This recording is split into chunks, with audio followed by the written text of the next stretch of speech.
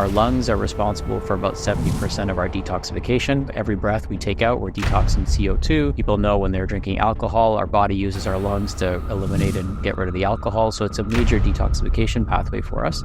Some of the biggest lymph nodes in our body are underneath our diaphragm. When we breathe correctly, our lymph nodes underneath our diaphragm pump the lymph through our abdomen. The act of respiration supports our cardiovascular system, it supports our lymphatic system, it supports our mitochondria, it supports our immune system. So keep in mind that we breathe in about 30 pounds of air every day. And for each breath that we take, that outside air is coming in through our nose, interacting with our immune system. That's our first line of defense against the outside world, right? We consume more air every day than anything else. We breathe in and out about 23,000 liters of air every day. So think about that. Our immune system is interacting with that air. It's our first line of defense. Our guest today is Sachin. He is the founder of the Living Proof Institute, where he pioneered a revolutionary approach to patient-centered healthcare. And he coaches hundreds of practitioners around the world that are empowered to deliver affordable and inspired care to their communities through his Perfect Practice membership program. You can learn more about Sachin and his work at becomingproof.com. So I'm so excited to announce my docuseries. It's finally here. It's called Heavy. It's called Inescapable Toxins Causing Our Health Epidemics. And so you guys, I know you love detoxing, you love this topic. That's why you're listening to the show. And I really go deep into how heavy metals in chemicals are causing so many different chronic health issues of our time: obesity, resistant weight loss, diabetes, fatigue, mitochondria dysfunction, how toxins are causing brain health issues, dementia, even aging as well. And I also go into how toxins are causing our digestive issues. 40% of the population suffers from digestive issues. And more importantly, we go into solutions, the detox breakthroughs that can help you to overcome many of these health issues and reverse the symptoms. So check that out at theheavymovie.com. It's really the crowning achievement of all the work that I've done over the past 10 years. And I had 107 speakers, experts, health influencers, researchers come on this series and it's totally free. So go check it out. Sign up at theheavymovie.com. And now a word from one of our sponsors. So imagine a world where we don't actually fight cancer. We just tell our bodies to stop growing it. Sounds groundbreaking, right? Dr. Dana Flavin, who's a world-renowned cancer specialist for over 40 years, warns we are swimming in toxins. They're in our daily products, our food, water, and air. The real danger? These toxins signal our body to grow cancer. That's why I urge you to join Dr. Flavin and Nathan Crean, an award-winning health researcher, in an eye-opening web class. They'll reveal the 9 key toxins that could be triggering cancer in your body, and most importantly, how to eliminate them. Don't just fight cancer, go right to its root cause. So join me by going to conqueringcancer.com/Wendy Myers, MYERS, now to register for this free web class. It's so important. Again, that's conqueringcancer.com/Wendy Myers. Make the change today. Sachin, welcome to the show. Thank you, Wendy. I'm so excited for our conversation today. Yes. So why don't you tell us about your expertise on somatic breathing? And so I know you're really passionate about this subject. And so tell us exactly what that is and, what kind of benefits people have from that. Yeah, absolutely. So somatic breathing, just to kind of create a definition for people who are hearing this for the first time, is using our breath to change our physical body and our physiological function in our body. So we can breathe in specific ways and specific patterns to alter our spiritual state, to alter our physical state, and also alter our mental state. And, my first experience with somatic breathing was something that most people might be familiar with, which is Wim Hof breathing, which is a specific style and modality and methodology of breathing that makes you feel like ready to conquer the world and raises your dopamine levels and boosts your immune function, right? And just makes you more resilient to stress. So that was my first introduction to breathing. And then my second introduction to breathing was more of a spiritual experience where I actually went through a 60-minute breathwork session where I was able to time travel, I was able to process trauma, rewrite some of the stories in my life, and have some pretty big breakthroughs personally and professionally. And so then I started actually facilitating that style of breath work for my peers and my clients. And I started witnessing that this was a reproducible methodology and modality to really create transformational shifts for people. So it's the thing I do the most now, and breathing and how it influences our health is the thing I speak about the most. So it's been a really fun ride these last 4 or 5 years, just understanding, how breath is so impactful to our overall health and wellness. And I'm just on a mission, thanks to people like you, to spread this with the world and share it with as many people as I can, because it's one of those things where literally answer to the problem we're trying to solve might be right underneath our nose. Yeah, and I think so many people spend the majority of their day or their life just doing very shallow breathing and really not getting enough oxygen. Our mitochondria run on oxygen. That's the main fuel. And I know I spent many years doing yoga, and really you just feel so good afterwards, all that deep breathing and focus on the breath. But how does somatic breathing differ from other breathing techniques? Yeah, I think it's more of, there's a spectrum of somatic breathing. So you can use somatic breathing and it can be very intense and intentional, or it can be very calm and subtle. Essentially, the way I define somatic breathing is using our breath to change our state. So if I want someone to be more calm and relaxed and more in a parasympathetic state, primed for rest, relaxation, rejuvenation, proper digestion, then I would have them breathe in a pattern that gets them more parasympathetic. And an example of that would be something like box breathing, where we breathe in for 4 seconds, hold for 4 seconds, out for 4 seconds, hold for 4 seconds, and then we breathe in again. And we go through a cycle of breathing that way. And within just a moment, between a moment and a few minutes, you're instantly going to feel more relaxed. We can also lengthen our exhale, which helps us get into a more relaxed state. So that's one end of the spectrum. However, we can also use breathing, different breathing patterns to actually create a more of a physical effect on our body that's more related to a stress response. So for example, if you're sprinting, you would be breathing very rapidly in and out through your mouth. The effect of that is changing our physiology and our physical body, because as we breathe in and out, our lungs rapidly expand and contract, our diaphragm rapidly contracts and relaxes, and this causes us to really increase blood pressure so that we could run away from the thing that's chasing us. And if we're laying down and we're breathing in certain patterns, then we can also change and alter our spiritual and emotional state as well. So essentially, somatic breathing is all forms of breathing, but we're breathing with awareness instead of the lack of awareness or unconscious breathing. Okay, great. And so tell us about, some of the benefits of practicing somatic breathing. Yeah, so we could just, remove the word somatic and just call it breathing. And that, I think, will land a little bit better for people who are listening, because I want people to really think about all forms of breathing as somatic breathing when we do it consciously. So somatic breathing is basically using our breath to change how we feel, but with awareness, this is how we should be breathing all the time. So I'll give you a few examples.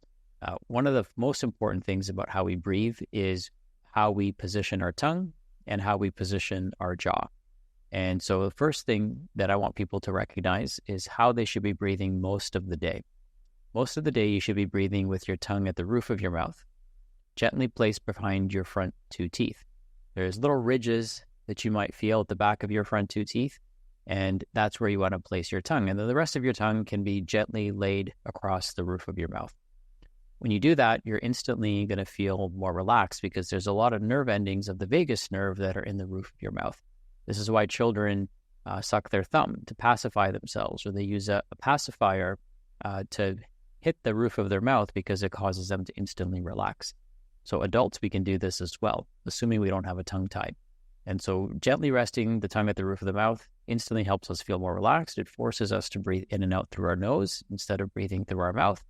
And as a result of that, we purify the air, we pressurize the air, we increase the amount of oxygen that's in the air by about 20%. We cleanse the air.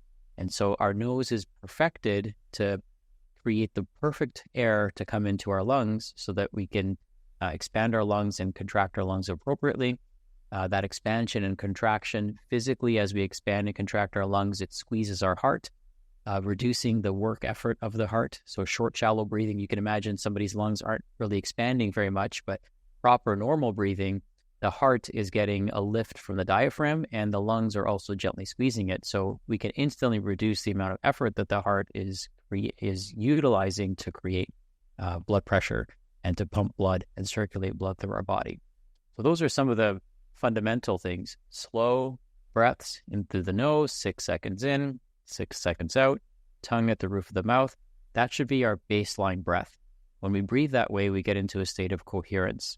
And when we're in a state of coherence, we're in our most relaxed and creative and rejuvenated state. One of the things that people should probably note about breathing is that we overbreathe. So the average person takes way too many breaths per day. And breathing is one of the most important metabolic things that we do. So every day we burn about 1,200 calories just in normal respiration, just in normal breathing. Now, if we could get people to slow down the amount that they breathe, then they can actually instantly become more anabolic. By becoming more anabolic, because there's less calories that are now required for them to function every day, they're also able to get into a more relaxed state. Now their body goes into a growth state without consuming more food, but by simply reducing the calorie demands by slowing down how much we breathe. So little simple things like that just kind of bring, help people understand why it's important that we breathe, how breathing impacts our overall health. Our lungs are responsible for about 70% of our detoxification. So, every breath we take out, we're detoxing CO2. People know when they're drinking alcohol, our body uses our lungs to eliminate and get rid of the alcohol. So it's a major detoxification pathway for us. And the other thing that happens when we breathe is some of the biggest lymph nodes in our body are underneath our diaphragm. So when we breathe in and out correctly, nice, not deep breaths. You don't want to breathe deep all day. That would be kind of ridiculous. It would be like taking your biggest strides with every step you take when you're going for a walk. They put you in a mental asylum, right? You want to take nice, meaningful breaths, 6 seconds in, 6 seconds out, but you're only breathing in about 10% to 15% of your lung capacity. So we're not taking full breaths in, full breaths out. We're taking, 6 second in, 6 second exhale breaths that are medium range. So shallow to medium range. When we breathe correctly, our lymph nodes underneath our diaphragm pump the lymph through our abdomen. So the act of respiration supports our cardiovascular system. It supports our lymphatic system. It supports our mitochondria. It supports our immune system. So keep in mind that we breathe in about 30 pounds of air every day. And for each breath that we take, that outside air is coming in through our nose, interacting with our immune system. That's our first line of defense against the outside world, right? We consume more air every day than anything else. We breathe in and out about 23,000 liters of air every day. So think about that. Our immune system is interacting with that air. It's our first line of defense. So how we breathe also affects our immune system as well. So it's like one of those lead dominoes that when we get right, then a lot of other things automatically start happening for us without any additional effort on our part. So let's talk about how breathing can help to really relax the nervous system and help to reduce stress as well, which will in turn help with detoxification. You're not going to detox when you're super stressed out, which I think is a lot of people's barrier to their body's ability to release toxins. Yeah, great question. So to get more parasympathetic, we would lengthen our exhale. We would breathe slower. So let's say you're breathing in for 6 seconds. You would breathe out for longer than 6 seconds. You might do 8 seconds. You might do 10 seconds. That's going to instantly shift our body into a parasympathetic state. If you're feeling a little bit wired and stressed out, then there's something you could do called a physiologic sigh. A physiologic sigh is where you take a 3-stage breath, breathing into the belly, into the lungs, and into the throat. So it looks and sounds like this.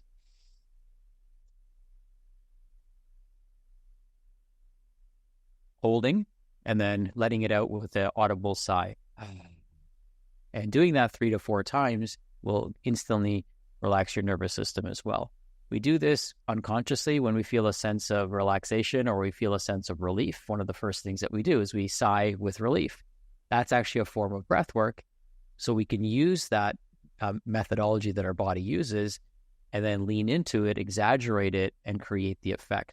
So one of the things I learned, Wendy, that was really cool is that breath is a two-way street.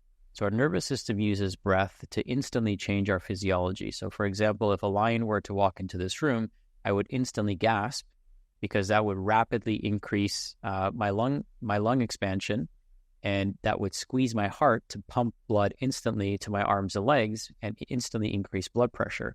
So the fastest way to change our physical state is with our breath. And so what ends up happening is our body is using, unconsciously, it's using our breath to regulate our nervous system. I refer to the breath as the steering wheel of the nervous system. So when we understand how it works, just like if I know if I turn my steering wheel left, my car goes left every single time, right? I know if I go right, it goes right. I know if I press the brake or the accelerator, there's a predictable response from my engine. And breathing is actually just as predictable as steering your car is on controlling your physiology. So when we learn how to breathe correctly, or we're breathing with intention to create a specific state, then we're now in control of our body. And now we can regulate the function of every cell, organ, and tissue. Other ways to increase a parasympathetic state is humming. Humming mechanically stimulates the vagus nerve. So when we hum, our vocal cords vibrate and our vagus nerve comes off our brainstem. And so it gets a nice massage. And based on the frequency of our tone that we're producing, the vibrational frequency that we're producing, we can actually send a different message into our vagus nerve to tell it to heal different parts of us. So it's pretty amazing how you can use your breath to stimulate, parts of you that are distal to the lungs themselves. So there's a widespread effect.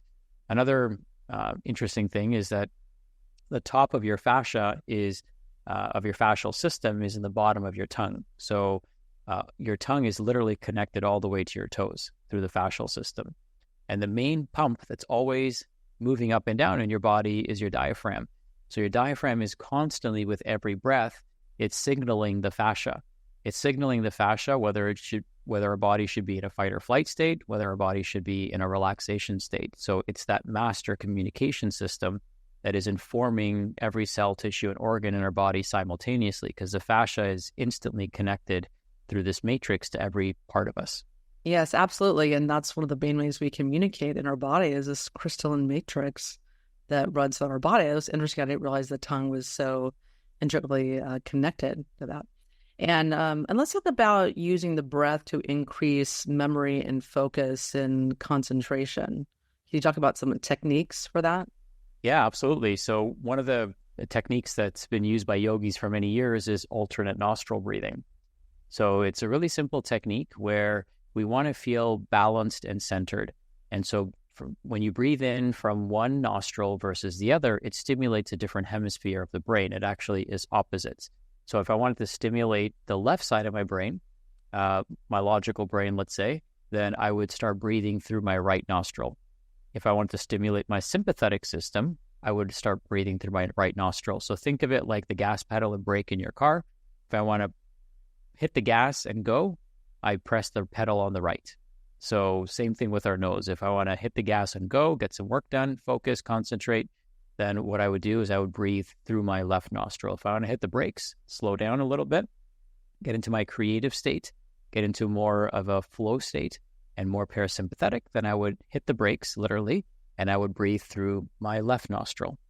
Now, if I want to feel balanced, right, and really, bring the best of what both sides of my brain have to offer, then I would do something called alternate nostril breathing, where I would cover one nostril, take a breath in, take a breath out, cover the other nostril, take a breath in, take a breath out, and alternate from side to side for anywhere from 3 to 5 minutes. And sometimes people can feel it even faster than that, but depending on the state of their, kind of baseline nervous system, it's going to vary from person to person. And you'll feel almost instantaneously different. Yeah, that's interesting. I didn't realize the left side was the brakes and the right side was the accelerator. It's really interesting. And so let's talk about some maybe techniques that people could use to incorporate breathing exercises into their everyday life. So how can they kind of, pepper this throughout the day to relax themselves or accomplish whatever they're wanting to accomplish?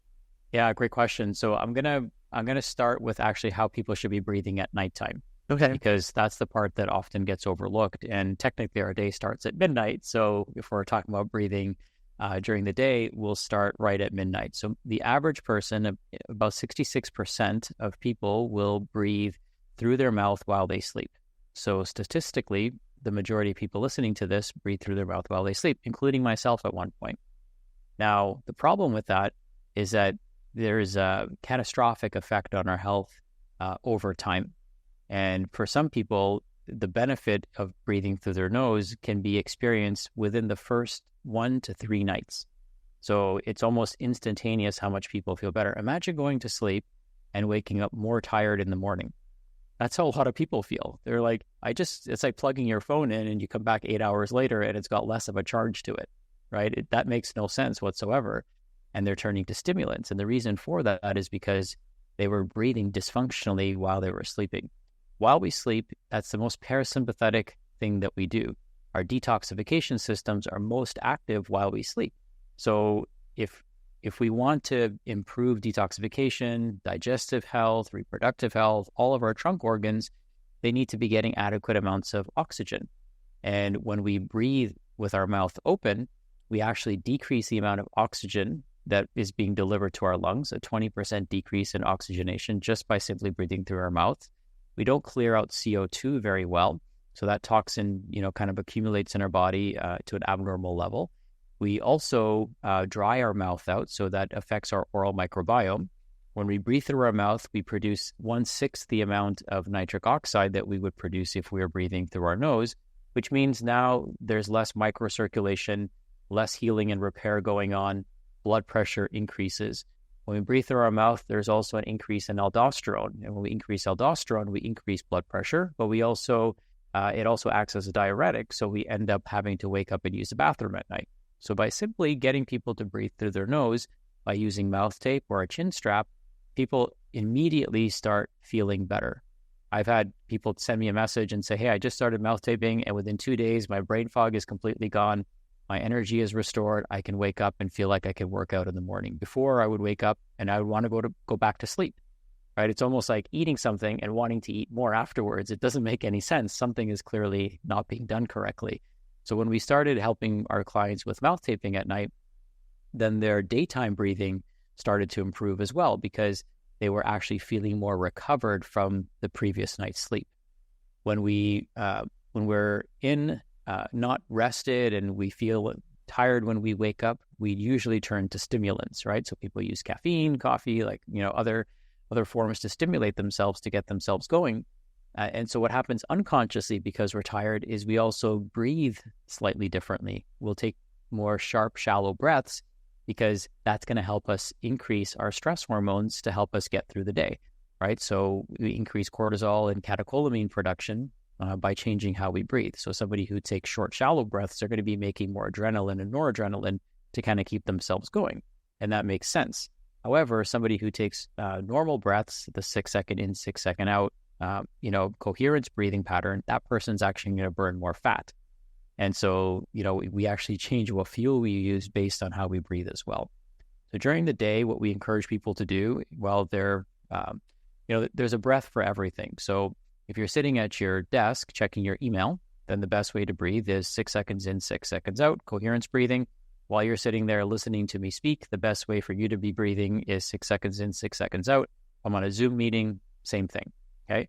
What I do is I have a timer through an app called iBreathe. And what that does is it dings every 6 seconds or vibrates every 6 seconds to let me know that it's time for me to breathe in and out. And so that brings my awareness to my breath. And then, obviously you can turn that off. So it sets the cadence for you. It's like a pace breather, right? So you play that for a minute. It gets you into that cadence. And then I've attached breathing to something simple that I do, which is think of my phone, right? Or anytime I think of my email, I think of my breath next. Anytime I think of my phone, I think of my breath next. So I've attached it to something I do frequently, which serves as my prompt. So I'm always coming back to my breath. When I'm exercising, there's 3 different stages of breathing. So I'm always coming back to my baseline, 6 in, 6 out, or 4 in, 4 out, whatever's comfortable for people. And then the next stage of breathing, if I exert myself, is in through the nose, out through the mouth. In through the nose, out through the mouth. So we call that circular breathing. And if I'm in an all-out sprint or I've really pushed myself, then I would breathe in and out through my mouth. So that's gear number 3. So now I'd work my way up the gears based on my level of exertion, and then always coming back down the gears. So I'm coming back to my baseline breathing pattern. So the fastest way for us to recover between a set is to slow down our breathing. That resets our nervous system as well and gets us ready for that next set. I'm thrilled to announce my new docu-series come out called Heavy. And you can learn more about it at theheavymovie.com and sign up for free. It's a totally free event. And in this landmark series, I interviewed 100 experts on the subject of detoxification, on the subject of toxins, and how these inescapable toxins in our environment are causing our chronic health issues like brain fog, dementia, chronic fatigue, mitochondrial dysfunction, obesity, resistant weight loss, even diabetes. Our diabetes epidemic is caused by toxins. It's not just the food that you're eating. And we also talk about, how toxins interfere in digestion, how toxins are aging you. So many important topics are going to be covered on the Heavy docu-series. So again, go check it out at theheavymovie.com. Is there a mouth tape that you recommend versus just using duct tape or something? Yeah, so I recommend something called 3M Micropore tape. It's a surgical tape. They have sensitive versions of it as well. It's hypoallergenic, so most people can tolerate it really well. And, I have facial hair, so it works well for me. For women, what I recommend that they do is they just tap it on their t-shirt or a cloth, and that just takes a little bit of the stickiness of it away so that you can put it vertically on your lips and then it comes off really easily. My friend James Nestor showed me how he takes the tape off. He actually pushes it off with his tongue.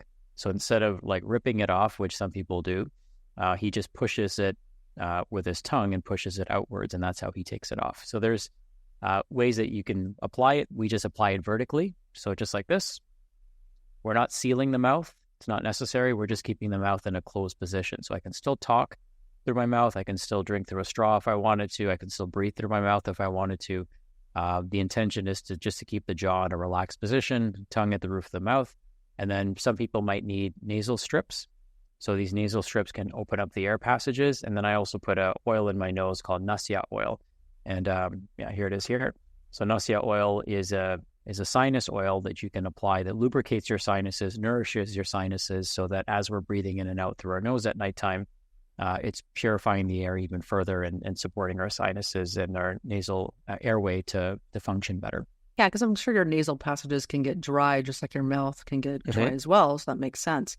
I also wonder if this could help people with the sleep apnea, because I know my father had sleep apnea really bad. He did a sleep study. He woke up 70 times during the night. It just destroyed his heart, destroyed his brain over many years. Got the sleep study way too late.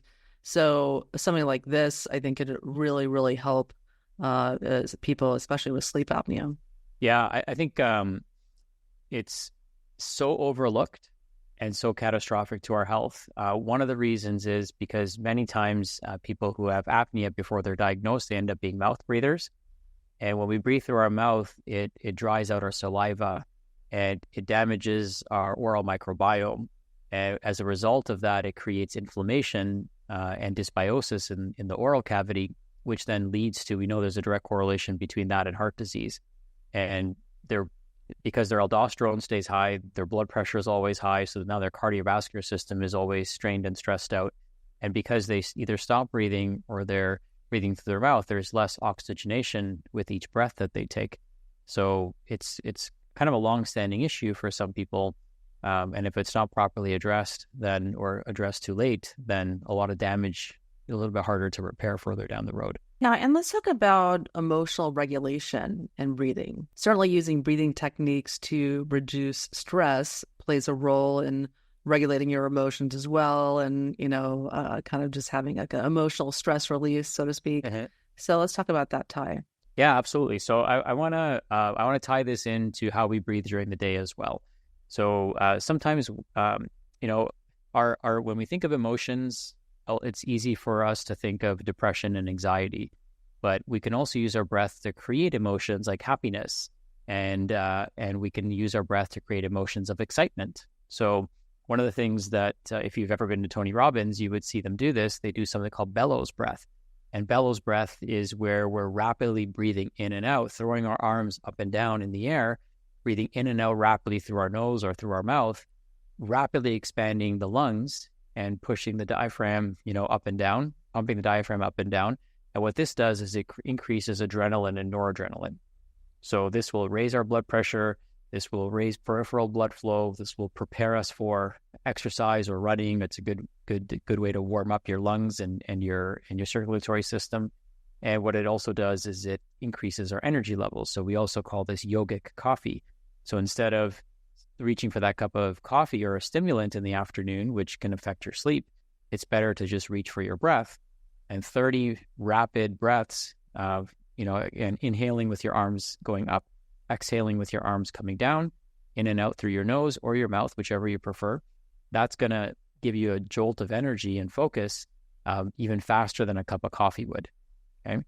And then the opposite of that is true as well. If I wanted to get into a more calm and relaxed state, or if I'm having a panic attack, then, people say when they're having a panic attack, the advice that they're given is to take a deep breath, right? It's actually the opposite. What they should do is take a deep exhale or a full exhale, okay? Because one of the reasons that people get anxious and they start taking short, shallow breaths, the short, shallow breaths actually pack the CO2 down into the lungs even further. And so what they need to do is they need to clear the CO2. So our state of panic, when we feel like we need to breathe, or even, when our CO2 levels increase, that induces panic in people. So by taking a full forceful exhale and then inhaling and letting the air out again, just getting all that CO2 out of the lungs, that's what's going to help people almost immediately get rid of that panic that they're in. And then we slow down the breath. So we go as much as we can into that 6 and 6 pattern. And then if we can lengthen our exhales, then that's going to help us as well. Yeah, really interesting that it makes sense that the carbon dioxide buildup would be contributing to anxiety or that feeling of panic, like you're dying or something that people feel. What's interesting, you bring up such a great point, is our tolerance to CO2 is our tolerance to stress, right? So whether it's physical stress, so the urge to breathe comes not from wanting more oxygen. The urge to breathe actually comes from not being tolerant to CO2. And so what's really interesting, Wendy, is that when we increase CO2 levels in the blood, we actually get more oxygen delivered to the cells, which makes total sense because if for whatever reason somebody stops breathing, we want all the oxygen that's in their blood to get dumped to the tissues because there's no more oxygen coming. So as CO2 levels increase, oxygen delivery at the tissue level also increases. It's kind of paradoxical, but we only consume about 20% of the oxygen that we breathe in. The 80% of it with each breath gets blown out. So we actually don't need to breathe as much as we think we do. We just need to become more resilient to CO2. So the more resilient you are to CO2, the more resilient you are to stress, whether it's a panic attack or whether it's physical exertion or whether it's actually death.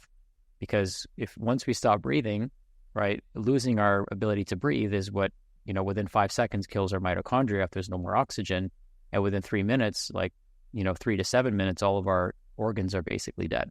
Yeah. And let's talk about using breathing and, tying that into mindfulness and meditation practices and yoga and how you can use breathing to enhance all of these experiences and practices. Yeah, absolutely. So, yoga is actually more of a breathing modality than it is a physical modality. We contort our body into different positions and then we breathe into those positions because by doing so, it stimulates different organ systems in our body. And it stimulates our matrix, our myofascial matrix as well in those positions. So it's quite interesting how yoga actually works. It's a breathing practice with movement tied into it versus movement with breathing. And so the greatest union, yoga means union, that we can have with our body is with our breath. And so we're really connecting with ourselves through our breath. And so just having that awareness, I think, makes a big difference. And it allows us to look at that practice just through a slightly different lens, that it's a breathing practice with movement versus a movement practice with breathing. Yeah, and you feel so high after doing an hour and a half of yoga. And I've been doing yoga for, almost 30 years now.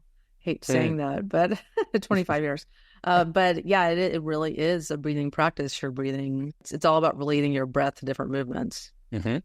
And then one of the things that I've facilitated for, literally probably a couple thousand people now is breathwork experiences. And these are ceremonies that we take people through where we use the breath as medicine and create an altered state for people. And what that does is it allows them, to come face to face with whatever trauma they've stored in their body and work on releasing it. So just keep in mind that any trauma that we've experienced, the first respondent is the breath, right? So if we experience something stressful, we gasp, right? I had a friend of mine that I met at a conference. It was my first time meeting him, so I didn't know this about him. And one of the things that we did was we did some diaphragmatic trigger point work during a breathwork grounding exercise I was doing, and he started crying uncontrollably. And he later told me that, I didn't see it at the time. He told me afterwards. And he said that when he was young, he would get bullied. So he'd always have to keep his stomach really rigid. And so he had all these trigger points that when he started massaging them and releasing them, it brought back all of these memories, and he was guarding himself. He didn't feel safe. So a lot of our emotions are stored in our diaphragm as well. Think of when we're laughing, right? There's a lot of great memories that we have of us laughing.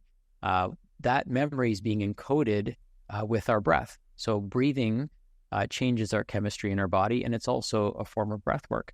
When we're sobbing, if we're crying, right? A lot of people resist sobbing, but if you leaned into sobbing, that's actually the fastest way to actually regulate your nervous system.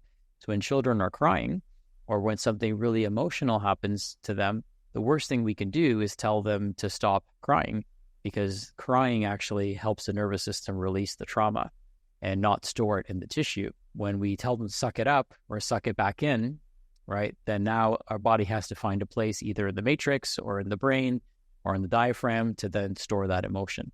Yeah, and let's talk about athletic performance and using the breath to enhance athletic performance. Yeah, sure. I mean, I predict this. My friend Astrid told me this, and I agree with him, that within the next 5 years, every athletic team will have a breathing coach on staff, because it truly is like the next evolution, and probably, in my opinion, probably the first thing that athletes should be focused on, because they get instantaneous results. If I put you on a stretching program, it might be weeks or months until you see an outcome. If I put you on a strength program, it might be weeks or months, right? However, if I teach somebody how to breathe, they can utilize that skill set immediately and immediately witness and experience the benefits of it. So like we talked about earlier, there's 3 gears of breathing. So we baseline when we're sitting on the bench or waiting to get put into the game, then 6 seconds in, 6 seconds out. That's going to give us the fastest recovery. When we want to then increase our stamina, we would breathe in through the nose, out through the mouth, right? So that helps clear out that CO2 without resistance. And then if we're going in an all-out sprint and we want to raise blood pressure, we want to increase circulation, we want to pump that blood through every little nook and cranny in our body, then we're going to breathe in and out through our mouth. So breathing in and out through our mouth is appropriate because we're rapidly expanding and contracting the lungs, and the diaphragm is going crazy as well, because that's assisting the heart in pumping the blood. If we stopped breathing while we're exerting ourselves, the oxygen isn't the issue. The heart just has to work so much harder because it's not getting the assistance from the lungs and the diaphragm to really pump that blood through the body as rapidly as we need to. So those are the 3 gears, and then we just work our way back down the gears. Other ways that people can improve their athletic prowess is using an air strip or a nasal strip, And these nasal strips will help open up the airway, so it's easier for people to intake the air into their bodies as well. So those are some really simple ways that people can improve their breathing. And then we didn't talk about this, but just something that's worth mentioning is the how breathing affects our facial structure. So this will affect athletic performance. So if you ever have children and you want to live vicariously through them and you want to set them up for success in athletics, then one of the first things that you want to pay attention to is how they're breathing as a child, because how they breathe as a child informs their facial structure. So where our tongue should sit in the roof of our mouth positions it so that it spreads our palate outwards. Otherwise, the face gets long and falls inwards. The tongue, on the other hand, pushes everything outwards, creating a nice wide palate, which creates a nice open airway. And that reduces the risk of sinus infections, adenoids, tonsils, all kinds of things, but it also creates a nice open nasal passage for them to be able to breathe through. If they don't do that and their tongue sits in the bottom of their mouth, they're going to have a long, narrow face. Their upper palate is going to be underdeveloped, and chances are they're going to need braces, and they're going to have teeth pulled. And that creates that doesn't solve the problem. It solves the problem cosmetically, but it doesn't solve the problem anatomically. It just creates a more narrow face, a more narrow airway. So pay attention to how your children are breathing. When they're watching TV, are they breathing through their mouth? When they're doing their work, are they breathing through their mouth? If their tongue isn't sitting in the correct position, their face is falling inwards. You just have to visualize that in your head to understand the importance of this. And so that's really crucial for parents to recognize. And when children breathe through their mouth, they're more likely to have anxiety. When children breathe through their mouth and adults breathe through their mouth, they're more likely to crave something sweet. So for example, let's hypothetically say that person A is a mouth breather and person B breathes through their nose. It takes more sugar to actually it takes more sugar for the person who's a mouth breather to taste the sweetness versus somebody who's a nasal breather. So how we breathe actually changes our airways as well. I mean, it changes our taste buds. And then also how we breathe. Mouth breathing is the number one cause of cavities. So, it just creates an oral microbiome that's not favorable and a situation that isn't favorable because the saliva dries up to protect the teeth from the bacteria. And so all these things kind of play their role in how we end up breathing as adults, because when we breathe through our mouth, we also get a decrease in nitric oxide production. So then our immune defenses go down, and then breathing becomes also a little bit more restrictive as well for people. Yeah, I'm probably the poster child for childhood breathing because we ended needing lots of dental work. But yeah, I just always opened my mouth when I was sleeping and just kind of put the covers over my mouth, which I'm sure reduced my oxygen even more. But yeah, I definitely had so many cavities, and it makes perfect sense. When your mouth dries out, the bacteria start flourishing. So. Yeah, and so tell us about some of the programs that you have, or the program and experiences that you have to help teach people these techniques, like more in detail. Yeah, well, thanks for asking. So we actually have a program that we call Living Light, and this is a metabolic reset program where breathing is one of the modules that we teach our clients. We kind of take a outside the box, embarrassingly simple approach to helping people get healthy. So we focus on things that are so simple, but so immediately impactful, like how we breathe. We focus on lighting as an example. Circadian rhythm, as you and many of our listeners probably know, is kind of the master clock for all of our organs and systems in our body, and it regulates our hormones and our sleep and wake cycles. So we address that. We really lean into sleep. So sleeping more and breathing correctly while you sleep is one of the best ways to heal and restore your body. We, of course, focus on what people eat, but also how they eat. And so many people, probably even people listening to this, don't chew their food. Our average hunter-gatherer ancestor used to chew 4 hours a day. And so you can only imagine how much that oxygenates the brain, because chewing oxygenates the brain. You can imagine how much saliva is being produced to cleanse the palate. You can imagine that how much stimulation there is to the jaw to cause a nice, wide, open, broad, wide jaw.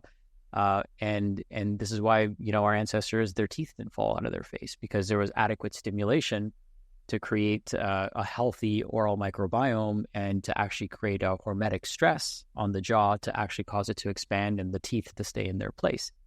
And so for a lot of times, these simple things for a lot of people often get overlooked. And so the facial structure component, I think, is huge. Chewing our food is massively huge. That it allows us to extract more nutrition. from the foods that we're eating. It allows us to make more enzymes to digest our food, make more saliva. So we don't just focus on what people eat, we focus on how they eat, and we help them understand these things. So our program there's 12 key pillars that we address, and what we see are just fantastic results: improved energy, rapid, safe weight loss, and permanent weight loss, because people make permanent changes once they learn these skills. People start experiencing significantly less pain in their body, less inflammation, and they wake up refreshed again. And they just literally within a few weeks have a new body that's working the way it's supposed to. So it's essentially a health creation system that we've developed that taps into some of the primitive and fundamental aspects of what it takes to be a healthy human. So instead of trying to fix things from the outside, we teach you how things work on the inside so you can lean into them and work with your body instead of working on your body. Yeah, and that sounds so key. That's a lot of what I teach too, is that people look for these, these complex solutions and protocols for their health, but they really just have to get back to the basics and practice those and just see what symptoms are left over. Because many times just not getting sun, poor circadian rhythm, the mouth breathing, not taking minerals, and proper hydration, all these very simple things lead up to really big results. So you have to get back to the basics.